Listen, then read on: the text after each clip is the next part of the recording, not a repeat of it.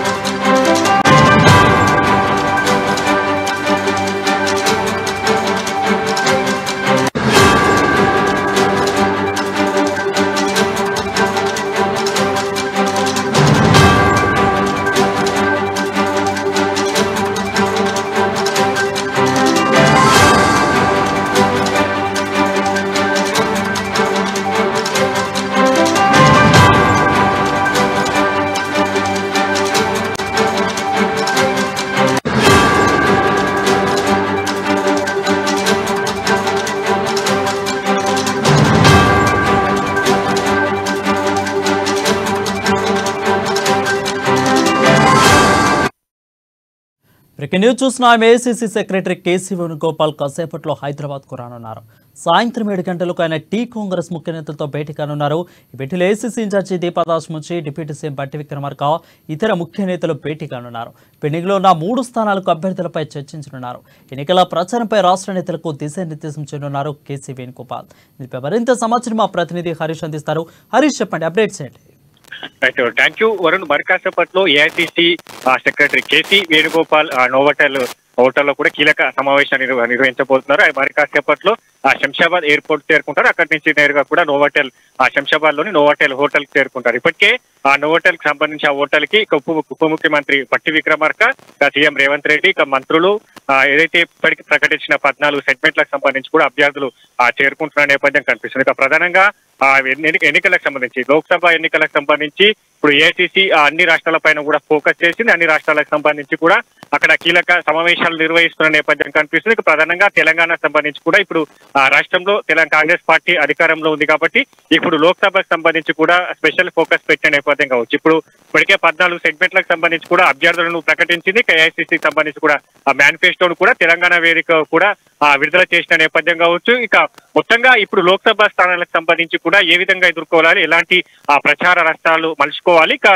ఎన్నికలకు సంబంధించి కూడా అనుసరించాల్సిన వ్యూహాలన్నిటిపైన కూడా ఈ రోజు కేసీ వేణుగోపాల్ ఇక నేతలకు కాంగ్రెస్ పార్టీ ముఖ్య నేతలకు 14 పార్లమెంట్ సెగ్మెంట్లకు సంబంధించి కూడా అభ్యర్థులకు పార్లమెంట్ సెగ్మెంట్లకు సంబంధించి కూడా ఇన్ఛార్జీలుగా నియమించబడ మంత్రులకు సంబంధించి ఈ రోజు సూచనలు చేస్తున్న నేపథ్యం కనిపిస్తుంది. ప్రధానంగా రాష్ట్రంలో 14 సీట్లకు సంబంధించి కూడా గెలిపే లక్ష్యంగా కాంగ్రెస్ పార్టీ వెళ్తుంది కాబట్టి ఆ పార్లమెంట్ సెగ్మెంట్లకు సంబంధించి కూడా ఇప్పటికీ అక్కడ పార్టీకి సంబంధించి కావచ్చు, అభ్యర్థికి సంబంధించి కూడా ఎంత మేరకు బలంగా ఉన్న దానిపైన కూడా సర్వేలు చేసిన నేపథ్యం కావచ్చు. ఇక మరోవైపు కాంగ్రెస్ పార్టీ వ్యూహకర్త సునీల్ కనుగోలు కూడా ఈ సమావేశంలో పాల్గొంటున్న నేపథ్యం ఉన్నది. ఇప్పటికే సునీల్ కనుగోలు టీం ఏదైతే 14 సెగ్మెంట్లకు సంబంధించి కూడా అన్ని అసెంబ్లీ నియోజకవర్గాలు 119 అసెంబ్లీ నియోజకవర్గాలకు సంబంధించి కూడా పూర్తిగా సర్వేలు చేశారు. పార్టీకి సంబంధించిన ఎక్కడ బలహీనంగా ఉన్నదో ఆ సెగ్మెంట్లకు సంబంధించి కూడా ఈ రోజు కేసీ వేణుగోపాల్ కి చెప్పే అవకాశం కనిపిస్తుంది. ఇక ఏదైతే ఈ 14 సెగ్మెంట్లకు సంబంధించి ప్రచార సభలు కావచ్చు, బహిరంగ సభలు కావచ్చు, అగ్రనేతల పర్యటనలు, ఎందుకంటే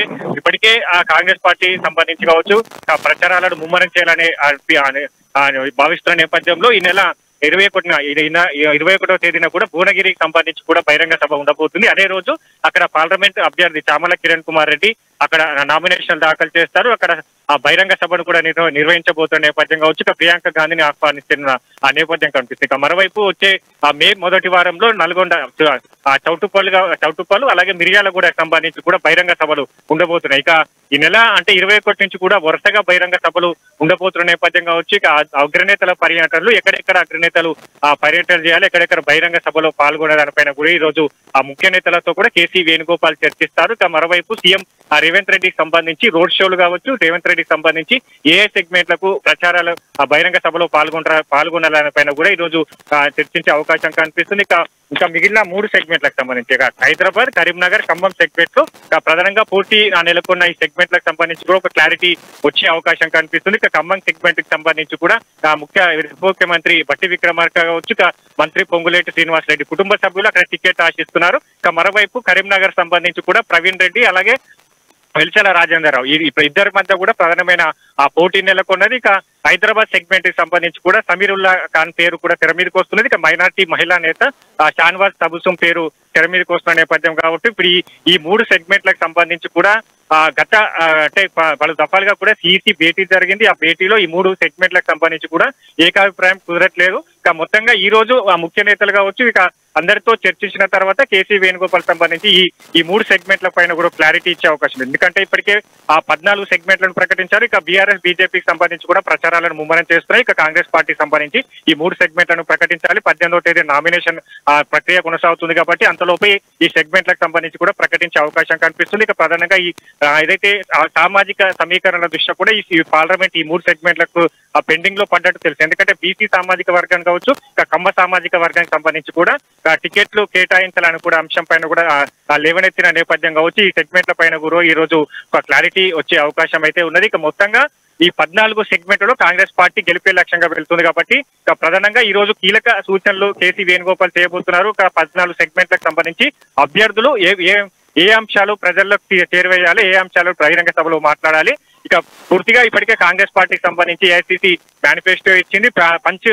పంచ్ న్యాయపత్ర పేరుతో కూడా ఇంటింటికి మేనిఫెస్టోను చేరవేయాలని కూడా ఏఐసీసీ భావిస్తున్న నేపథ్యంలో ఇప్పటికే రాష్ట్రంలో 6 గ్యారంటీలకు సంబంధించి గత అసెంబ్లీ ఎన్నికల్లో కాంగ్రెస్ పార్టీ ఇచ్చింది. 5 గ్యారంటీలకు సంబంధించి కూడా రాష్ట్రంలో అమలు జరిగింది కాబట్టి ఇక పూర్తిగా ఈ గ్యారంటీలు ప్రజలు ఏదైతే 100 రోజుల్లో కాంగ్రెస్ ప్రభుత్వం చేసిన సంక్షేమ కార్యక్రమాలు కావచ్చు, అభివృద్ధి కార్యక్రమాలు కావచ్చు, వీటన్నిటిని కూడా వివరిస్తూ బీజేపీ బీఆర్ఎస్ సంబంధించిన గత ప్రభుత్వాలు అనుసరించిన విధానాలు, ప్రజా వ్యతిరేక విధానాలు కావచ్చు, ఇచ్చిన హామీల విస్మరణ కావచ్చు, పథకాల అమలు తీరులో లోపాలు కావచ్చు, వీటన్నిటిని ఎత్తి చూపిస్తూ ప్రచారాలు చేయాలని కూడా ఈ రోజు ముఖ్య నేతలకు కేసీ వేణుగోపాల్ సూచనలు చేసే అవకాశాలు అయితే కనిపిస్తున్నాయి. రైట్ హరీష్, అంటే ఈ భేటీ అయిపోయిన తర్వాత ప్రెస్ మీట్కి వచ్చి ప్రెస్ మీట్ ముందు వీళ్ళు ఏ భేటీలు ఏం చర్చించుకున్నారు చెప్పే అవకాశాలు ఏమైనా కనిపిస్తున్నాయా? ఖచ్చితంగా అంటే ఈ 3 సెగ్మెంట్లకు సంబంధించి ఇప్పుడు కొలిక్కి వచ్చే అవకాశం కనిపిస్తుంది. ప్రధానంగా ఏదైతే ఈ 3 సెగ్మెంట్లలో అభ్యర్థి ఎవరైనా పైన కూడా ఇప్పటికే సర్వేలు చేశారు కాబట్టి ఈ రోజు సమావేశంలో సునీల్ కనుగోలు కూడా పాల్గొంటున్న నేపథ్యం కావచ్చు. ఆ సెగ్మెంట్లకు సంబంధించి కూడా ఆయన ఒక నివేదికను ఇచ్చే అవకాశం కనిపిస్తుంది. ఇక మరోవైపు ఏఐసీసీ కూడా ఇక్కడ 3 సెగ్మెంట్లకు సంబంధించిన అభ్యర్థుల పైన కూడా సర్వే చేసింది కాబట్టి ఆ నివేదికల ఆధారంగా కూడా ఈ 3 సెగ్మెంట్లకు అభ్యర్థులను ఖరారు చేసే అవకాశం కనిపిస్తుంది. ఇక ప్రధానంగా పూర్తిగా కాంగ్రెస్ పార్టీకి సంబంధించి కూడా ప్రచారాలను ఏ విధంగా ముమ్మరం చేయాలనే పైన కూడా పూర్తిగా కేసీ వేణుగోపాల్ దిశానిర్దేశం చేసే అవకాశాలు అయితే కనిపిస్తుంది. Thank you.